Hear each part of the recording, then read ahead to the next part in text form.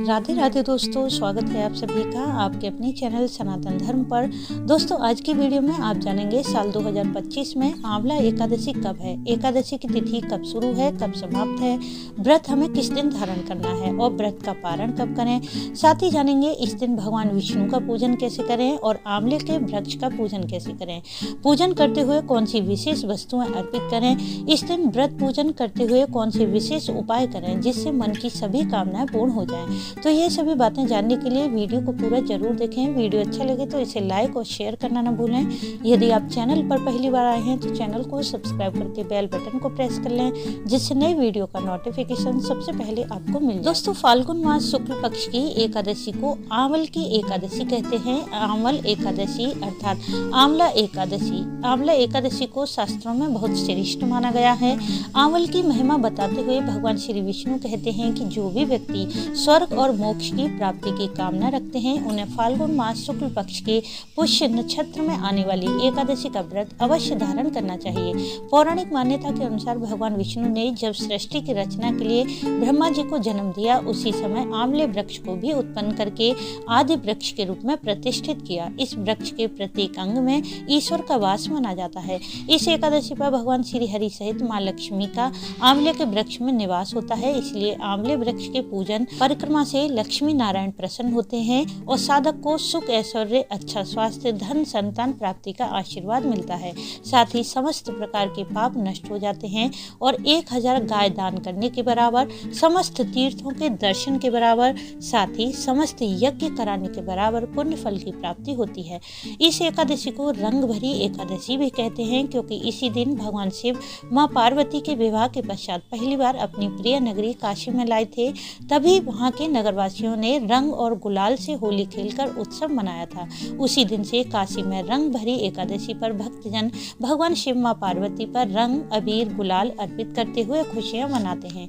इस दिन जो भी भक्त भगवान शिव माँ पार्वती का सच्चे हृदय से पूजन करता है, उस भक्त की सभी मनोकामनाएं पूर्ण होती हैं। और अब जान लेते हैं कि साल 2025 में आंवला एकादशी कब है। एकादशी की तिथि शुरू है 9 मार्च रविवार सुबह 7:45 पर और समाप्त है 10 मार्च सोमवार सुबह 7:44 पर। उदय तिथि के अनुसार आंवला एकादशी का व्रत 10 मार्च दिन सोमवार को धारण किया जाएगा, क्योंकि 9 मार्च रविवार के दिन पड़ने वाली एकादशी में 10वीं तिथि व्याप्त है और 10वीं तिथि युक्त एकादशी का व्रत नहीं करना चाहिए।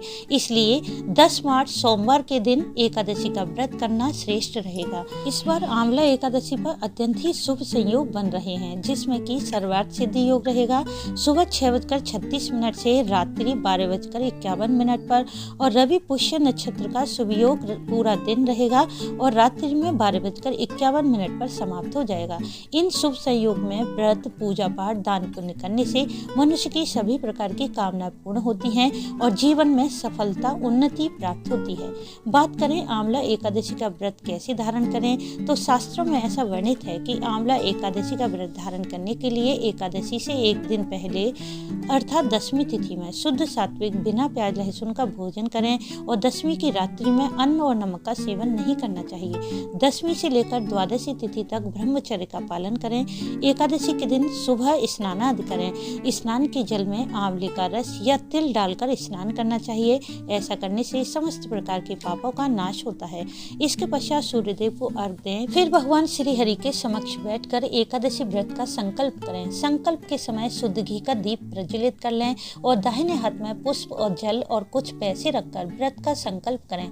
संकल्प के समय बोलें कि हे श्री हरि, आपकी असीम कृपा और प्रसन्नता के लिए मैं यह व्रत धारण कर रहा हूँ या कर रही हूँ।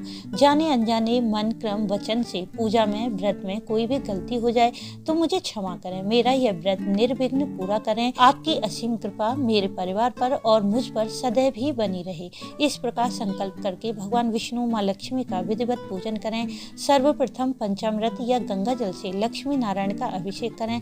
तत्पश्चात रोली, चंदन, पीले पुष्प, धूप दीप से पूजन करें और भोग में श्री हरि को आंवला अर्पित करें। साथ ही इस दिन आप चाहें तो फल, मिठाई का भोग लगा सकते हैं या फिर मखाने की खीर बनाकर उसका भोग लगा सकते हैं। यदि आपके आसपास आंवले का वृक्ष है तो इस दिन आंवले के वृक्ष का भी पूजन जरूर करें। यदि आंवले का वृक्ष ना हो तो आप कहीं से आंवले की टहनी या पौधा लाकर उसका भी पूजन कर सकते हैं। परंतु शास्त्रों में देव वृक्ष के पूजन का अनंत गुना फल मिलता है, इसलिए कोशिश करें कि आप आंवले की एकादशी पर आंवले के वृक्ष का ही पूजन करें। वृक्ष के पास जाकर आप वृक्ष के चारों ओर साफ सफाई कर लें। यदि संभव हो तो गाय के गोबर से लीप दें। गाय का गोबर ना मिले तो आप वृक्ष के पास साफ करके गंगा जल छिड़क कर पवित्र कर लें। इस एकादशी पर आंवले के वृक्ष के नीचे कलश स्थापना करके पूजन का विधान होता है, परंतु यदि आप कलश स्थापित नहीं कर पाते हैं तो साधारण तरीके से भी पूजन कर सकते हैं। एक लोटे में जल ले लें और उसमें थोड़ी सी हल्दी और तिल डालकर वृक्ष पर अर्पित कर दें, परंतु सबसे पहले कच्चा दूध आंवले के वृक्ष की जड़ में अर्पित करें, उसके बाद शुद्ध जल चढ़ाएं। आंवले के वृक्ष के निकट शुद्ध घी का दीप प्रज्वलित करके हल्दी या चंदन, पुष्प और पुष्पमाला, जनेऊ और मौली अर्पित करें। धूप दीप करके आंवला एकादशी की व्रत कथा का पाठ करें। संभव हो तो वृक्ष के पास बैठकर विष्णु सहस्त्र नाम का पाठ कर सकते हैं। ऐसा करने से अनंत गुना फल प्राप्त होता है। पूजा के पश्चात कोई भी फल या मिठाई का भोग लगा दें। आंवला एकादशी पर आंवले के वृक्ष की परिक्रमा भी जरूर करनी चाहिए।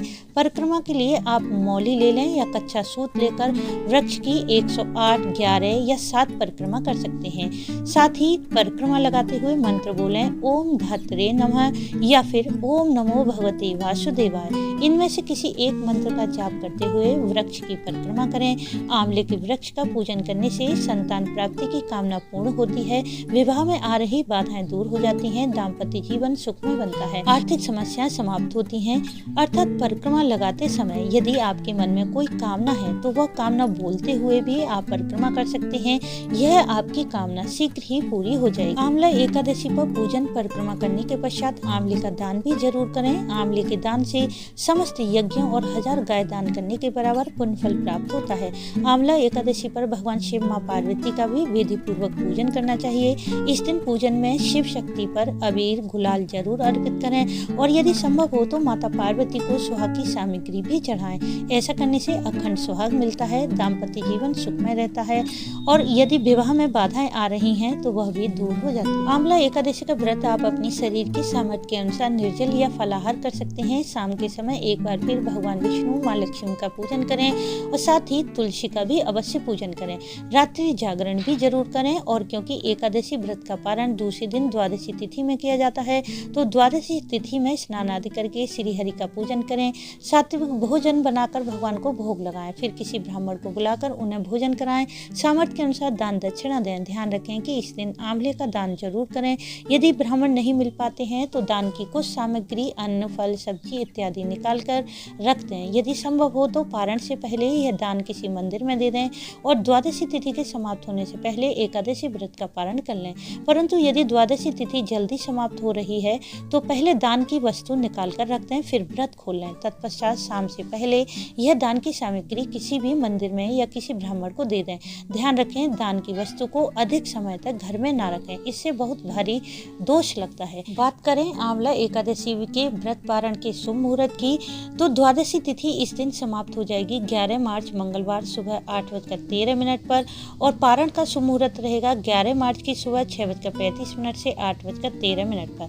अब क्योंकि द्वादशी तिथि 11 मार्च को 8:13 पर ही समाप्त हो रही है, इसलिए अपने व्रत का पारण द्वादशी तिथि के समाप्त होने से पहले ही कर लें। इस बात का आपको ध्यान रखना है। तो दोस्तों उम्मीद है इस वीडियो से आपको लाभ अवश्य मिलेगा। वीडियो अच्छा लगा हो तो इसे लाइक, शेयर, सब्सक्राइब जरूर कर लें। वीडियो अंत तक देखने के लिए आपका धन्यवाद। राधे राधे।